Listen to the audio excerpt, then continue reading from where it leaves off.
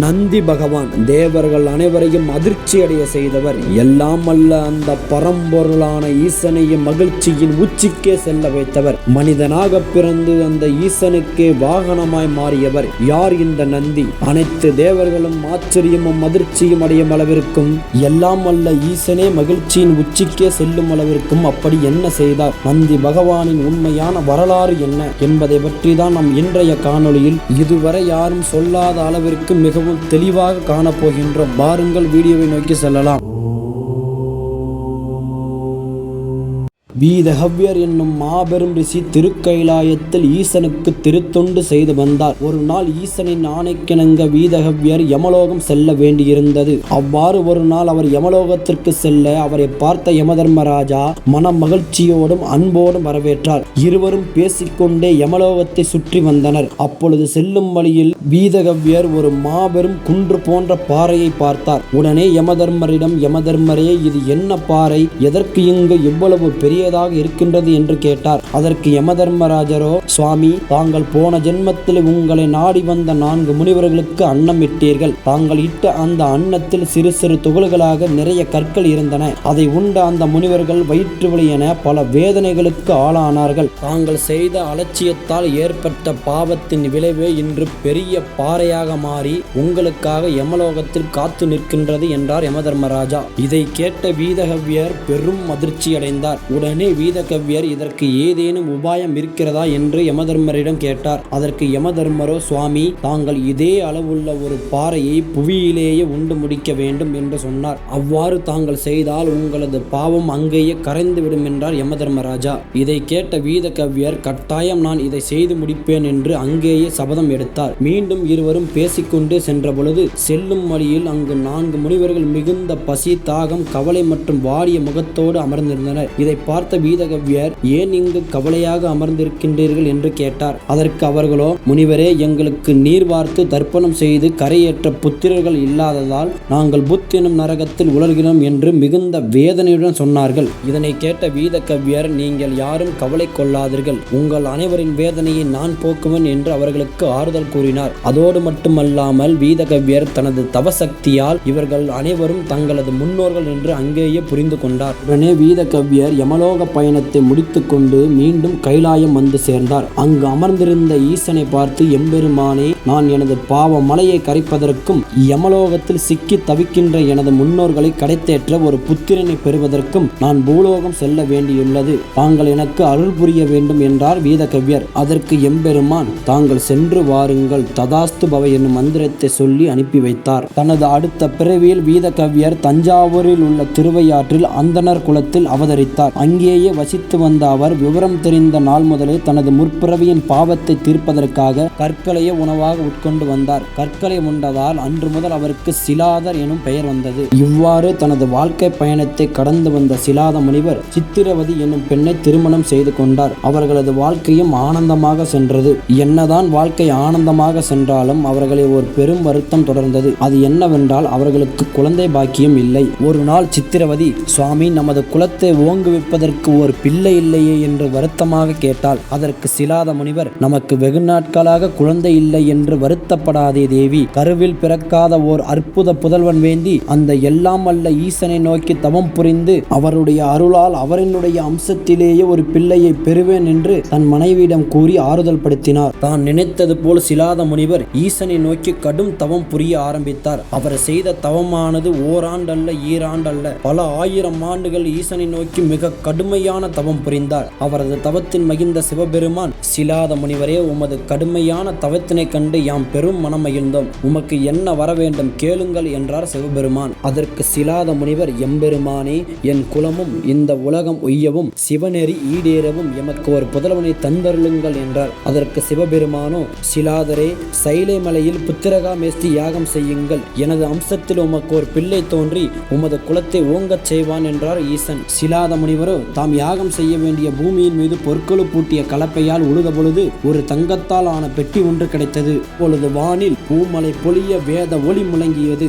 அந்த பெட்டியை சிலாத முனிவர் திறந்து பார்க்க சூரிய ஒளியை விட பிரகாசமான ஒளி வெளிப்பட்டது. இதனை பார்த்த சிலாத முனிவரும் அவரது மனைவியும் மகிழ்ச்சியின் உச்சிக்கே சென்றனர். காரணம், அவர்கள் இவ்வளவு நாளாக எதனை நினைத்து வருந்தினரோ அந்த வருத்தத்திற்கான ஒரு முடிவினை அந்த ஈசன் தந்தருளினார். ஆம், அந்த பெட்டியினுள் நகை அணிகலன்களை அணிய ஒளி பொருந்திய தேஜஸோடு ஒரு ஆண் குழந்தை இருந்தது. சிலாதரின் மனைவியோ, சுவாமி, அந்த எல்லாம் வல்ல ஈசனின் அருளால் நமக்கு கிடைத்த தவ புதல்வன் இவன்தான். நம் கலியை தீர்த்து நமது குலத்தை ஓங்க செய்ய போகிறவனும் இவன்தான் என்று மகிழ்ச்சியோடு சொன்னார். அதற்கு சிலாதரும், ஆம் தேவி, சிவன் அருளால் வந்த இவனை நாம் இனி ஜபேஸ்வரன் என்னும் பெயரை வைத்து அழைப்போம் என்றார். இவ்வாறே பல ஆண்டுகள் கடந்து செல்ல அவர்களது பிள்ளையான ஜபேஸ்வரனுக்கு 7ஆம் ஆண்டு நிறைவு விழா வந்தது. அதனையும் அவர்கள் பிரம்மாண்டமான ஏற்பாடுகளுடன் முனிவர்கள் மற்றும் தேவர்களுக்கு மத்தியில் மகிழ்ச்சியுடன் கோலாகலமாக கொண்டாடி முடித்தனர். இந்த விழாவிற்கு சிலாதரின் அழைப்பின் பேரில் மித்ரன் மற்றும் வருணன் ஆகிய 2 தேவர்கள் வந்திருந்தனர். அவர்கள் இருவரையும் சிலாதர் மற்றும் அவரது குடும்பத்தினர் மிகவும் மகிழ்ச்சியாக அன்னமிட்டு உபசரித்தனர். ஆனாலும் அந்த 2 தேவர்களின் முகத்தில் ஒருவித கலக்கம் தெரிந்தது.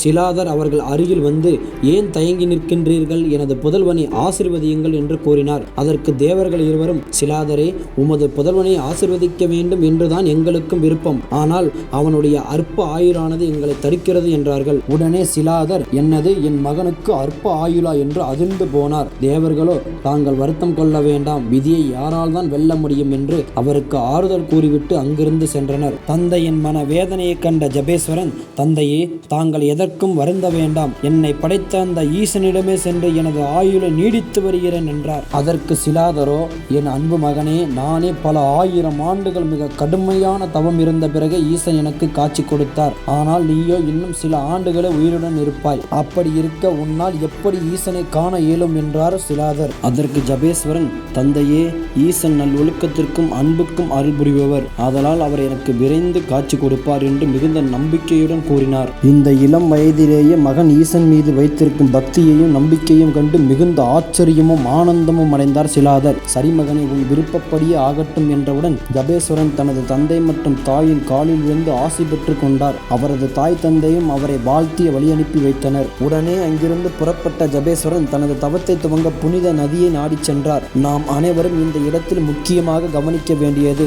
புராணத்தின் அடிப்படையில் அவர் கௌதமி நதி, அதாவது கோதாவரி நதியில் மூழ்கி தவம் புரிந்ததாக கூறப்படுகிறது. ஆனால் சில மரபுபடி அவர் புவனை நதியில் தவம் புரிந்தார் என்றும், இன்னும் சில தஞ்சாவூர் அருகில் உள்ள திருவையாற்றில் அரியையின் தீர்த்தத்தில் தவம் புரிந்ததாக கூறப்படுகிறது. ஆனால் நாம் இங்கு அறிந்து கொள்ள வேண்டியது ஒன்றே ஒன்றுதான், அவர் தவம் புரிந்தது எங்காக இருந்தாலும் அவருடைய பக்தியும் அவருடைய கடுமையான தவமும் நம்மை ஆச்சரியத்தின் உச்சிக்கே செல்ல வைக்கிறது. சரி, வாருங்கள், நாம் மீண்டும் நமது பயணத்தை துவங்கலாம். ஜபேஸ்வரன் தான் எண்ணியது போன்றே ஒரு புனித நதியை சென்றடைந்தார். நீரினுள் மூழ்கியவாறு சிவபெருமானின் ருத்ர மந்திரத்தை ஜெபித்தவாறு கடுமையான தவம் புரிய ஆரம்பித்தார். அவரது தவம் எவ்வாறு இருந்ததென்றால், தான் மூச்சு விடுவதையே மறந்து ஆழ்ந்த தவத்தினில் ஈடுபட்டிருந்தார். இவ்வாறு நீரினுள் மூழ்கி சிவபெருமானின் ருத்ர மந்திரத்தை 1 கோடி முறை ஜெபித்து முடிக்க சிவபெருமான் அவருக்கு முன்னால் காட்சியளித்தார். மகனே, உன்னுடைய இந்த தவத்தை கண்டு மிகுந்த மகிழ்ச்சி அடைந்தேன். கூறு, உனக்கு என்ன வரம் வேண்டும் என்று கேட்டார் சிவபெருமான். அதற்கு ஜபேஸ்வரனோ,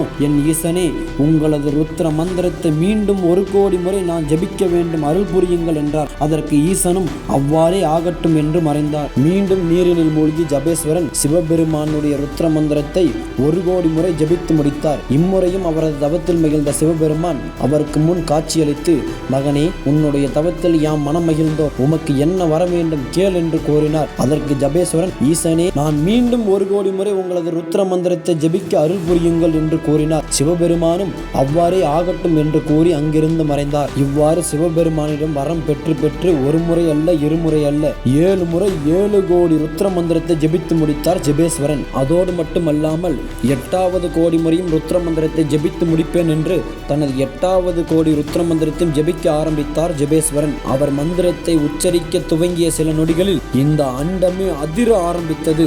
அவரது உடலானது சூரிய ஒளியை விட பல மடங்கு பிரகாசத்துடன் ஜொலிக்க செய்தது. இதை பார்த்த தேவர்கள் என்ன நிகழப் போகின்றதோ என்று அச்சம் கொண்டனர். ஆனால் சிவபெருமானோ ஜபேஸ்வரனின் திடமான உள்ளத்தை கண்டு மிகவும் மனம் மகிழ்ந்தார். ஜபேஸ்வரன் 8வது கோடி மந்திரத்தை ஜெபித்துக் கொண்டிருக்கும் போதே சிவபெருமான் சதுர்புஜ நாகபூஷண வியாக்கிர வடிவமாய் பிரம்மதேவரும் திருமாலும் இருபுறம் இருக்க, பார்வதி தேவியும் அவர்களது மைந்தர்களான விநாயகர் மற்றும் முருகப்பெருமான் ஆகியோருடனும் பூதகணங்கள் மற்றும் வேதங்கள் 4 புடைசூழ காட்சியளித்தார். நீரில் மூழ்கி தவம் புரிந்து கொண்டிருந்த ஜபேஸ்வரனை ஈசன் தனது 2 கைகளால் தூக்கி கரையில் நிறுத்தினார். உடனே ஈசன், சிலாதனின் அன்பு புதல்வரே, உனது மனோதிடத்தினாலும் நீர் கொண்ட வைராகிய தவத்தினையும் கண்டு யாம் பெரிதும் மனமகிழ்ந்தோம். உமக்கு என்ன வர வேண்டும் கேள் என்றார் ஈசன். அதற்கு ஜபேஸ்வரனோ, என்னை ஆட்கொண்ட என் அன்பு ஈசனே, உங்களது ருத்ர மந்திரத்தை நான் மேலும் 1 கோடி முறை ஜபிக்க எனக்கு அருள் புரியுங்கள் என்று கேட்டார். இதை கேட்ட ஈசன் ஆச்சரியம் மற்றும் மகிழ்ச்சியின் உச்சிக்கே சென்றார். எம்பெருமான் ஜபேஸ்வரனை நோக்கி, மகனே, நீ இதுவரை செய்த 8 கோடி ருத்ர மந்திர ஜபத்திற்கே தேவலோகத்தில் உள்ள அனைத்து பதவிகளையும் நான் தர வேண்டும். மேற்கொண்டு நீ ஜபத்தினை செய்வதை காட்டிலும் நீ இதுவரை செய்த ஜபத்திற்கு வேண்டும் வரத்தை கேள் என்றும் உன் தவத்திற்கு இப்பூவுலகில் இணையாக எவரும் இருக்க இயலாது என்றும் கூறினார் ஈசன். ஜபேஸ்வரனோ எம்பெருமானின் முன் பணிந்து நின்று அவரை பலவாறு துதித்து மகிழ்விக்க தொடங்கினார். பின்பு அவரிடம், எம்பெருமானே, உங்களின் தரிசனத்தால் நான் மிகுந்த மகிழ்ச்சியும் ஆனந்தத்தையும் அடைந்துள்ளேன். இக்கணப்பொழுதில் இந்த பிரபஞ்சத்தில் என்னை விட மிகுந்த ஆனந்த நிலையில் எவரும் இருக்க இயலாது என்று தன் மனம் கொண்ட மகிழ்ச்சி நிலையை எடுத்துரைத்தார். பின்பு தான் தவத்திற்கான வரத்தினை கேட்கத் தொடங்கினார். என் ஈசனே, எனக்கு தேவலோகம், சூரியலோகம், பிரம்மலோகம் மற்றும் விஷ்ணுலோகம் போன்ற எந்த உலகத்திலும் உள்ள உயர் பதவிகள் வேண்டாம். என்றும் எனக்கு மரணம் இல்லாத வல்லமை கொண்ட இறை நிலைமையும் வேண்டாம். அது மட்டும் அல்லாமல் எனக்கு இவ்வுலகில் பிறந்து மடியும் ஜனனம் மற்றும் மரணம் கொண்ட இன்ப துன்ப வாழ்க்கையும் வேண்டாம். நான் என்றும் உங்களின் அருகிலேயே இருக்கும் பாக்கியத்தை எனக்கு தந்தருளுங்கள் என்றார். அதோடு மட்டுமல்லாமல் என்னை ஈன்றெடுத்த பெற்றோரின் முன்னோர்களுக்கு மோட்சமும் அவர்களுக்கு சிவபதவியும் அளிக்க வேண்டும் என்றும் வேண்டி நின்றார். சிவபெருமானும் ஜபேஸ்வரனின் வேண்டுதலை ஏற்று மிகவும் மனமகிழ்ந்தார். அதற்கேற்ப ஈசன், நீ இன்று முதல் என்னை சுமக்கும் ரிஷபமாக இருப்பாய். அதோடு நந்தி என்கின்ற பெயராலே நீ அழைக்கப்படுவாய் என்றும், அதோடு மட்டுமல்லாமல் என் புதல்வரில் ஒருவராகவும் நீ திகழ்வாய். உன்னை நினைப்பவர்களுக்கு மரணம் என்கின்ற பயமே வராது என்றும், என்னிடம் உனக்கு அனைத்து விதமான அதிகாரமும் உள்ளது என்றும் அருள் புரிந்தார். அன்று முதல்தான் நந்தி பகவான் அதிகார நந்தி என்றும் அழைக்கப்படுகிறார். மேலும் சிவபெருமான் நந்தி பகவானின் விருப்பத்திற்கேற்ப அவரது முன்னோர்களுக்கு வேண்டிய வரத்தினையும் திருவாய் மலர்ந்து அருளினார். நண்பர்களே, இன்றைய வீடியோவானது உங்களுக்கு மிகவும் பயனுள்ளதாக இருந்திருக்கும் என்று நம்புகிறேன். இவ்வீடியோவில் ஏதேனும் குறையிருப்பின் மறக்காமல் கமெண்ட் செய்யுங்கள், நானும் தெரிந்து கொள்கின்றேன். அதோடு மட்டுமல்லாமல் இந்த வீடியோ உங்களுக்கு பயனுள்ளதாக இருந்திருந்தால் மறக்காமல் நமது சேனலை சப்ஸ்கிரைப் செய்து உங்களது ஆதரவை தாருங்கள். உங்களது நண்பர்களுக்கும் இந்த வீடியோவை பகிருங்கள், அவர்களும் இதை தெரிந்து கொள்ளட்டும். மீண்டும் நல்லதொரு வீடியோவில் சந்திப்போம். நன்றி.